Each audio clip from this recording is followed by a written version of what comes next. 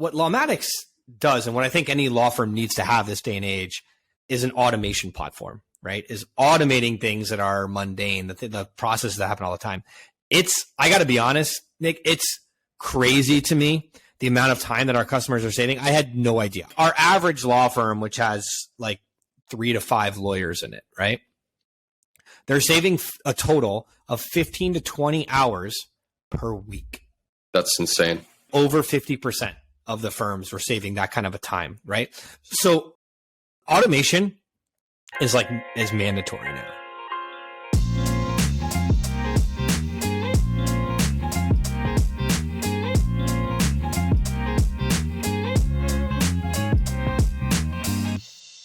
Hey everyone, welcome back to Answering Legal's Everything Except the Law podcast. As always, I am your host, Nick Werker.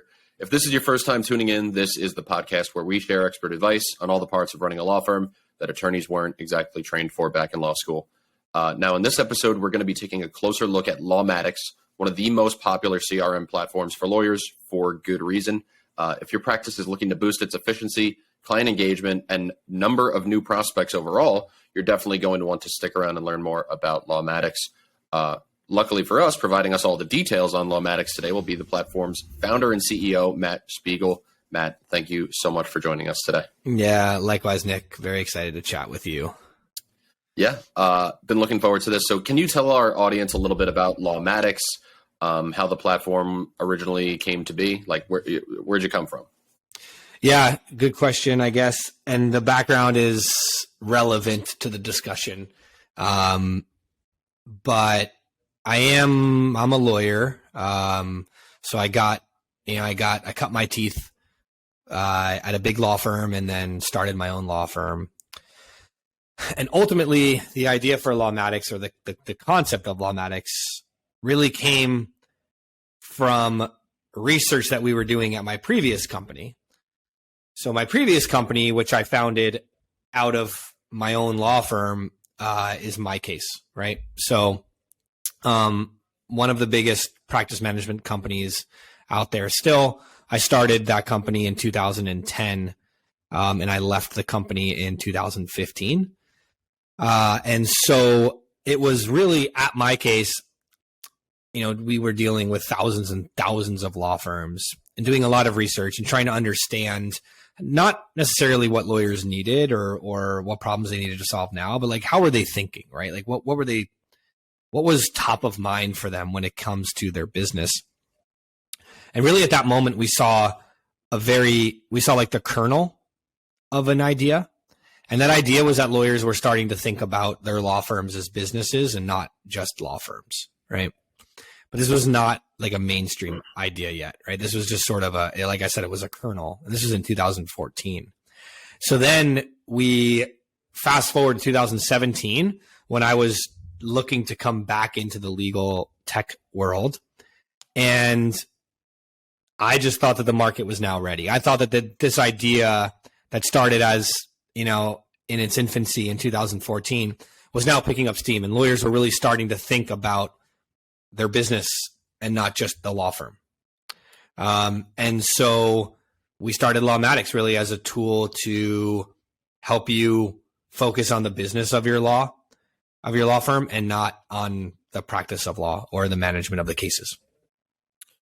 So I'm personally curious, what was it like what made you, I know you said that you saw the evolution, because I agree with you. I remember that timeline in 2017 kind of being, I would say, the turning point that I remember, that lawyers were ready to sort of take on technology and really build up their firms as a business. But what made you come back, and what was it like leaving MyCase? Well, so when I left MyCase in 2015, and then I went and kind of just messed around for a while, right? Like I did things that were very unrelated to legal tech. And I guess I thought that that's what I wanted to do. I actually just took on as CEO, running a consumer electronics company, I guess is the best way to describe it. It was kind of like Nest, right? Like the camera product. It was like that. So it was a hardware and a software company. And I thought that was what I wanted. And it was just really hard and not for me. And so What drove me back to legal was really just, it was time for me to start my own business again, my own startup. And I just realized that this was a space that I knew very, very well. And it just kind of drew me back. Right. And so I think that was one of the problems I had with being in the consumer tech space. I'm a consumer, but I don't know, that doesn't make me an expert. It doesn't put me in that space necessarily. And I wasn't necessarily as passionate about it. And I think the passion is really important. And so, coming back into legal tech was kind of an easy transition for me. But I think, I felt very strongly that, and you probably can sympathize with this, as entrepreneurs or like as business owners in the tech world, we use tools to help us run, like we live and die by tools to help us run our business, right? We live and die by CRM tools or business analytics tools, business intelligence tools, right? Things like Salesforce or HubSpot or, whatever dashboarding software we use, right? And that's been the way that we've run our businesses for like 20 years. But legal wasn't quite there, right? But now you saw that legal was wanting to go that route. And we're like, wait a second, they don't have these tools that we've used forever. And so it seemed just very natural to just take kind of the best of the tools that we use and try to put it into a platform that an industry that has been technologically slow could actually use, right? So I couldn't agree with you more. And that's why, so I want to talk about specifically Lawmatics. Right, you leave in 2015, you come back in 2017. I'm sure that at the reentry point in 2017, because I remember trying to get integrated with a bunch of the platforms that were around, and they didn't, like, I could have used them, right? And that doesn't say much for running a law firm, because I don't run a law firm. I run a pretty big corporation.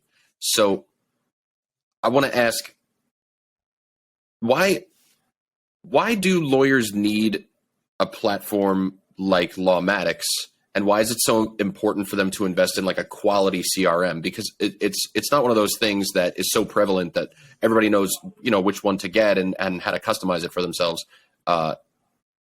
What is it specifically that lawyers need that Lawmatics can address? Well, so this is a really good, I think this is just a good holistic discussion, right? Because one, like, the tools to do this, like you and I just talked about how we've been using tools like this for 20 years, right? Well, there's no reason why a lawyer couldn't use the same tool. So these tools have been around forever. It's just, it kind of highlights the fact that lawyers need software that is built for them, right?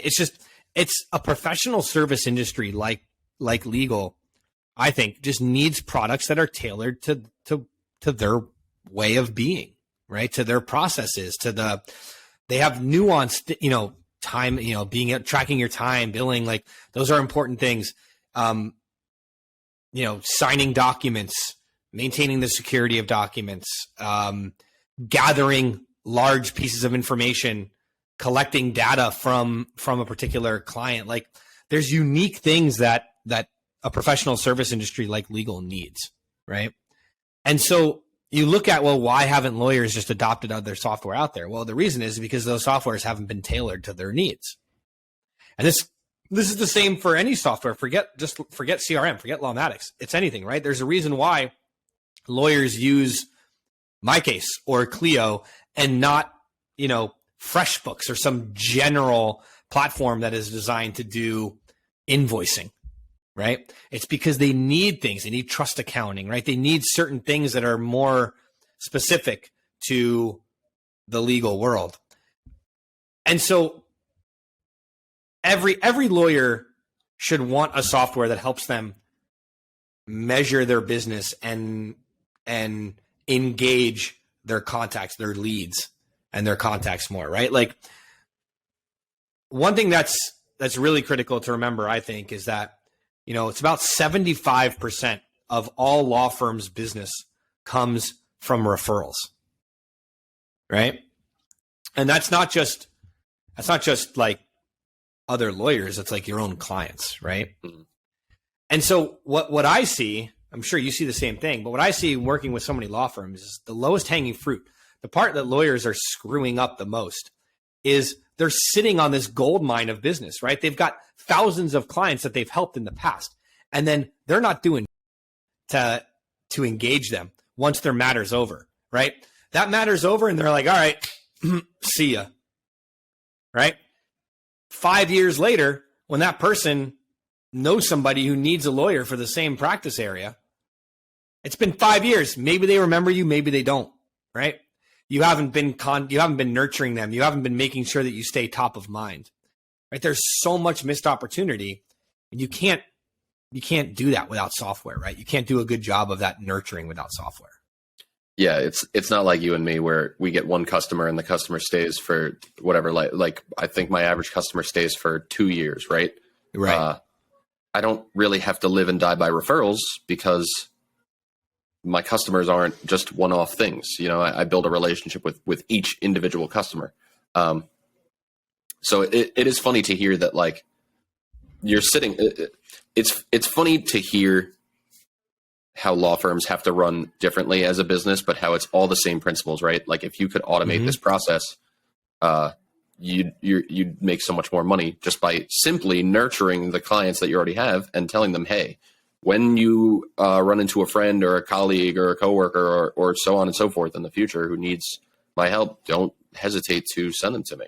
And you can automate that, right? You can automate that by emailing them, by keeping in contact, by engaging them, by educating them.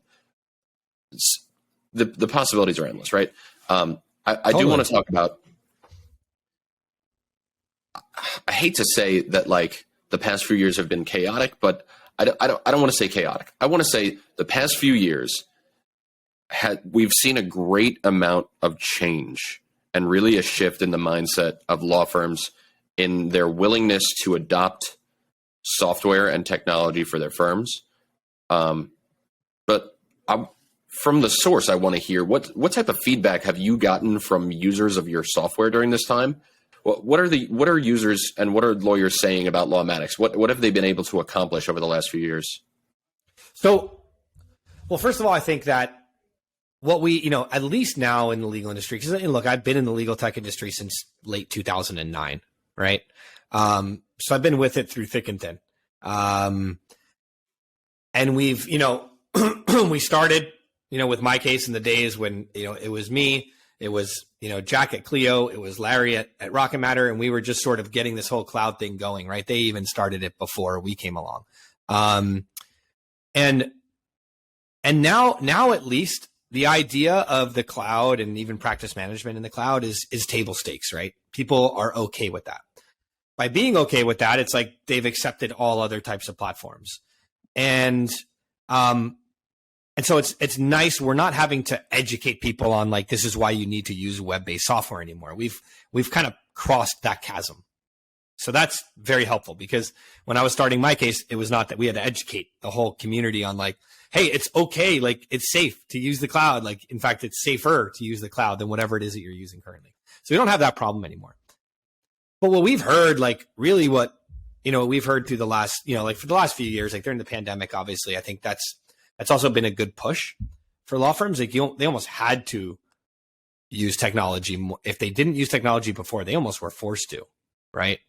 Just by nature of the circumstances and by nature of what, their clients now wanted of them, right? And what I mean is, like, maybe they didn't want to use Zoom because they were afraid of it, right? Now they're forced to, right? So we've seen that, like, forcing of technology on top of the idea that it's okay to use technology now being very commonplace. So that part of it, I think, has been great and wonderful for the industry as a whole. For us, like, what we're really seeing and what people tell us about using a software like Lawmatics, which is actually pretty incredible. It's two things. There are two value props. And actually, I'll take a step back here because it's important. And I'm curious if you'll agree with me on this one. I think there are two value props as a service provider that you can deliver to a law firm. And it's really only two. You're either going to save that law firm time, which is going to, time is money, right? Or you're going to get them more business some way, right? But at the end of the day, that's really kind of it. There's only really kind of the two value props that you can provide, right?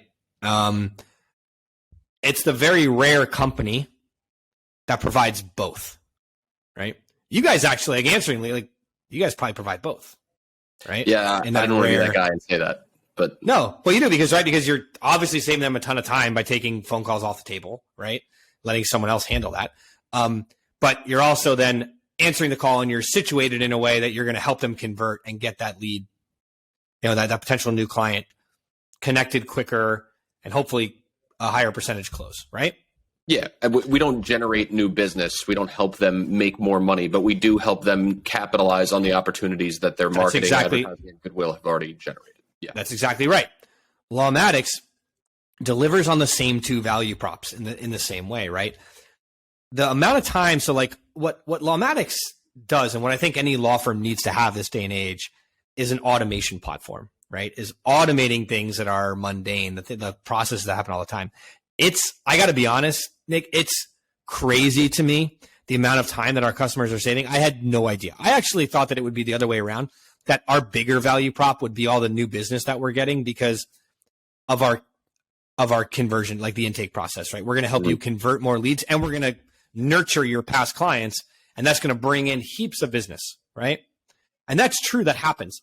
But what's astounding is the amount of time we are looking at. We surveyed our users, and like our average law firm, which has like 3 to 5 lawyers in it, right?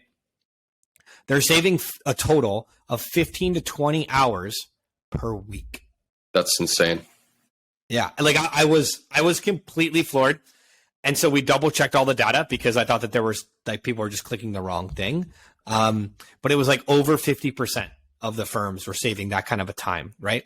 So automation is mandatory now, right? And the best example I give to tie some of the stuff we were talking about earlier together, and I ask this question all the time, is like, okay, so like I have a room of lawyers and I say, all right, who has more than 500 past clients, right? Everybody raises their hand, right? I say, awesome. How many of you are communicating with all of them on their birthday? And then all of the hands go down, right? Because how the hell are you going to do that, right? How are you going to send an email to every one of you? Have 2,000 past clients. How are you going to send an email to them on their birthday? Well, you can do it with an automation platform. It just does it for you, right? That's such an easy concept to kind of understand. And like, if you don't understand how sending an email to your past clients on their birthday can help you get business, then I'm not sure that we can really help you, right? It should be pretty easy to understand how valuable that could be. I like the idea that because I don't do that. I don't email clients on their birthday, but I do have other automations that happen when clients reach like certain milestones or exactly. It's just automated, right? And so I used to do criminal defense, right? And like in California, when you get a misdemeanor, you can get it expunged from your record in 3 years. Right? So if I get a DUI, like I can't wait for that 3-year mark because I really want to get that thing expunged, right? That's huge. You need a lawyer's help to get it expunged. And as a criminal defense lawyer, I would charge $1,500 to do an expungement, right? Here's the problem. How am I going to like remember when everyone needs their expungement? I'm going to like set a little calendar date 3 years out and I'm going to like look at it's time to contact this. No, but like how awesome would it have been when I was practicing criminal defense if like I already have their conviction date. I'm keeping track of it in my software. So how awesome would it be if just 2 years and 9 months after their conviction date, it just automatically sent the person an email saying, hey, guess what? We come back. It's time to do your expungement. Like it would have been like a printing press. I would have just been printing money. How much money do you save on lead generation because you've already converted that person as a customer? They're already comfortable working with you. You don't have to go out and find new expungements. You already have pending expungement. Like that's exactly right, and it's value, right? Like so this brings us to a discussion which I'd love to have with you, and you'll probably like it too, I guess. But the other big thing about a software like Lawmatics, and we haven't talked about yet, is metrics, KPIs. Like I believe truly that if you cannot measure like a marketing source that you are spending money on, then you shouldn't do it. So, and it might be working really well for you, and taking it off the table might kill your business. But if you can't measure what's working, you shouldn't do it at all, right? And so to come back to like one of the most important metrics, I think, is acquisition cost, right? These are things you and me, Nick, like we know that like the back of our hand, right? Like we live and die by CAC, customer acquisition cost, right? But like lawyers don't even know what that is, but they should, right? If your average revenue from a customer, from a client at a law firm is $2,500, but you're spending $5,000 to get that client in marketing, well, that doesn't work, right? So to come back to this example where it's like, all right, let's say you spent $500 to get that DUI client, right? And you made $5,000 from them for the case.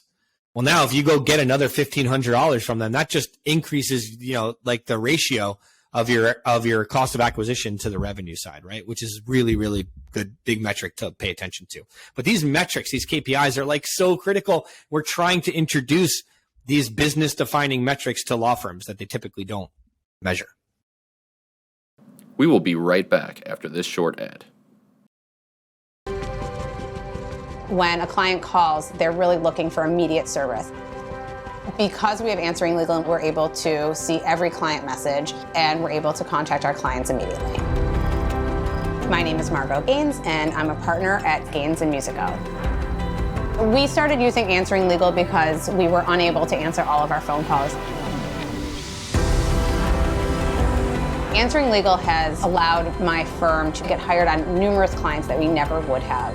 We get messages throughout the night and on the weekends. Sometimes we're in court or we're dealing with other clients. And because of Answering Legal, my partner and I are able to address any client concerns or any new clients immediately, and it's really increased our business. Answering Legal has allowed us to service our clients in a way that their needs are met and their phone calls are answered, and we're able to spend more time doing the things that are necessary for our clients.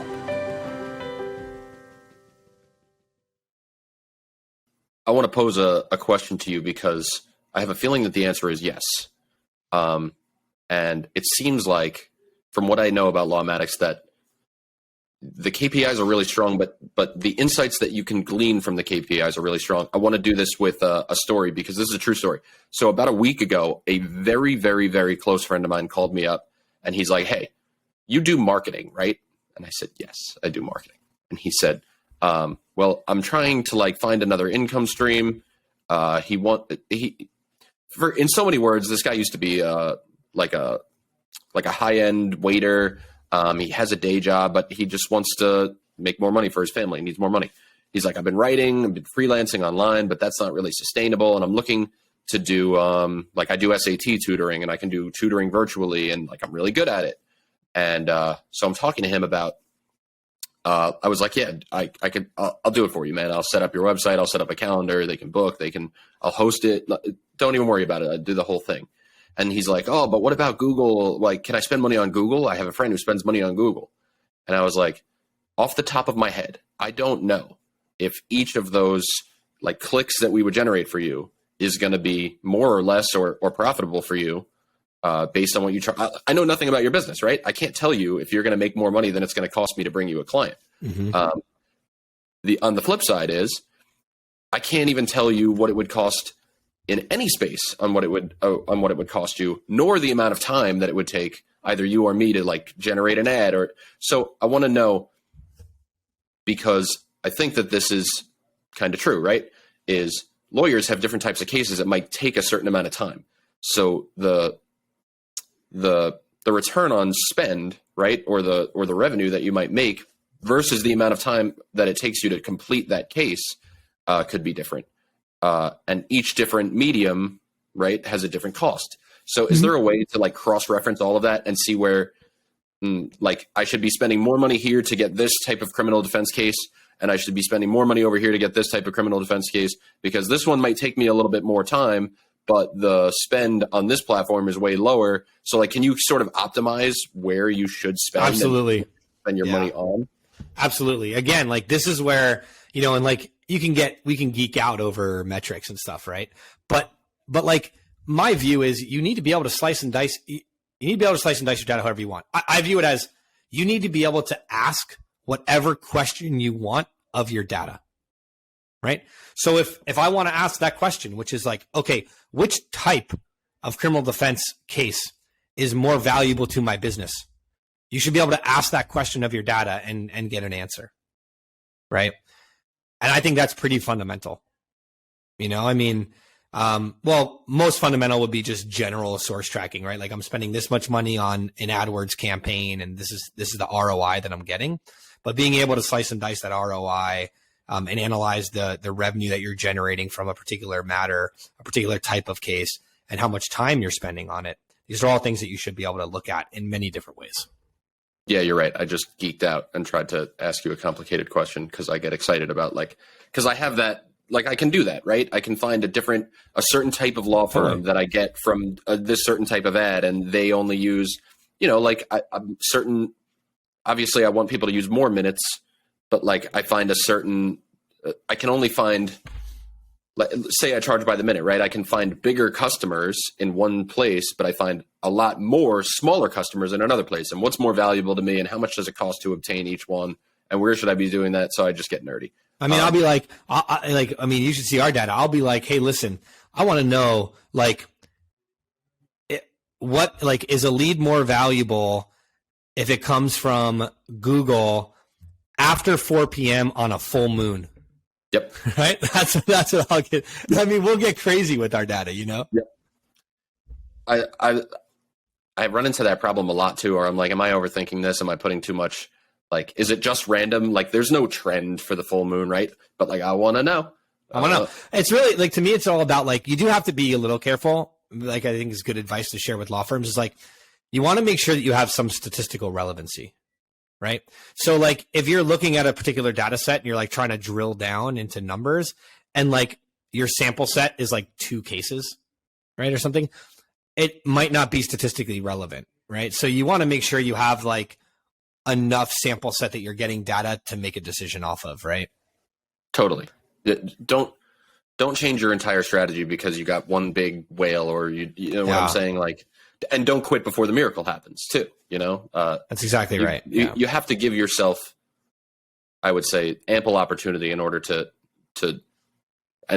sample size, right? That's what's statistically relevant for my stats people out there in order to make decisions. But I want to talk about clients because I think we sort of give lawyers in the past 6 to 12 months, right? A lot of people are like, oh, lawyers are doing so good. They've caught up. They took on the technology. They did this. But I give more credit to the law firms that have become what I'll call client centric, and what I think is becoming a term now, right? How have the expectations of legal clients evolved in the recent years, and why might law firms need a platform like Lawmatics in order to meet those expectations? Yeah. So look, this is my bread and butter. This is what I, when I go around and talk to bar associations, this is what I talk about. It's about thinking about customer service. I think customer service can outweigh performance in the courtroom or results in matters, right? It's just as simple as that, right? And so you need to take a look at the customer experience, the service that you provide. I call it the path to delightment, which is looking at this client journey and trying to figure out every step of the journey, what opportunities do I have to delight my client or my potential client, right? And that starts from the very get-go, right? When they call, do you answer right away, right? It's as simple as that. And it goes all the way through, how you communicate with them, how you make them feel. You got to remember something. In almost everybody who's listening to this, in almost every one of our customers and probably every one of your customers, Nick, they do a certain type of law. It's going to be personal injury. It's going to be bankruptcy. It's going to be criminal defense. It's going to be estate planning. It's going to be family law. It's going to be immigration, right? That's majority of it. The the case that you are representing them on, this is the most important thing happening in their life. That's right. Right? Categorically. Right? To you, it's just another matter, right? Put yourself in their shoes. Like, this is the most important thing happening in their life. How do you think they want to be treated? Right? Put yourself in their shoes and think about it that way, and it will change the way you think about customer experience, customer service, and like what you do at your firm, I think. I love that synopsis. And at the risk of being chastised by my friends and colleagues and my family members, I'm a very anecdotal person. I like to tell stories. I play a lot of slow pitch softball because that's what I'm capable of. Right? No shame to my slow pitch guys out there. I love it. But I've always worked under the assumption that it's really easy to market a good product. And over the years, like, people will compliment me. Oh, you're doing a great job marketing this, that. And I'm like, nah, dude, it's so easy to market a good product. Like, it's because we have a good product, right? And it's not necessarily the truth. In essence, all that I offer is a call center, right? It's just, and yes, my people, really, I do believe in my people. And that's my point, is that the people who run this organization, top to bottom, are superior, right? And that's what customer service is. It's a person-to-person connection. So when I play softball, these bats are made out of this crazy material, right? You hit the ball and it makes the ball go farther. And if you can get an extra 20, 30 feet out of a hit that turns a ball that somebody catches into a home run. So you want to maximize the amount of feet that you can hit a ball. And there are bat companies out there that make the best bats on the market. And there are people that will pop a top off that bat and shave it so that you get even more. Oh, they'll shave it. Oh, that's dangerous. Right?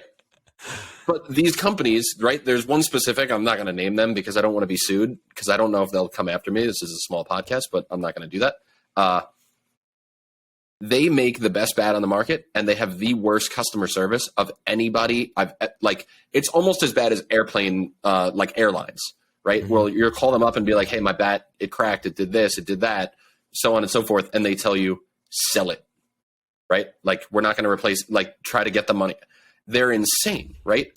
So yeah, they might have a great product, but if their customer service is terrible, I'm not going to buy, even if I get the extra, I don't care how good of a lawyer you are, right? If somebody calls you up and you say, I'm the best, blah, blah, blah, blah, no, you're a jerk, right? Totally. Your customer service sucks. I can't get a hold of you. I don't know what to expect.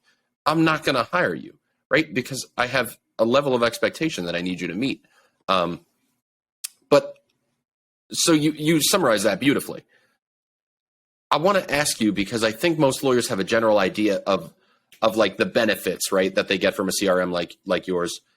Not totally the automation and like the analytics, but I think we've covered that. I do want to ask you: are there any under the radar features that Lawmatics provides that attorneys should be aware of? I think, it's hard because it depends on the firm, right? Like, I think that like email marketing is under the radar to a lot of firms, even though it shouldn't be. Right. And Lawmatics provides all that, like, email campaigns, newsletters, like all that kind of action is handled inside of Lawmatics. So while it's not under the radar to us, it may be under the radar to a lot of law firms out there. Lawmatics now offers some time and billing components. So we've kind of gone down that road a little bit. It's certainly not nearly as robust as a MyCase or a Clio is. But to a lot of law firms out there, it's plenty. And it actually just allows you to live in Lawmatics for the entire life cycle, which is a pretty cool thing. Well, that, and the more data that you can collect inside of Lawmatics, the more that robust that your insights can be, right? Like, that's exactly right. There, you can cross-reference that with, the whole entire life cycle of a lead to a customer to a returning customer. Yeah. And, just the fact that we're an automation platform and we have this beautiful automation engine means that anything we do, we can plug into that engine. which means things like time and billing or, you know, and a lot of other things, document management, all that stuff can just be automated. So I'm going to selfishly ask you for like a sneak peek. Is there anything that you can tell us about, like platform development, something coming out? Maybe like we are like this week.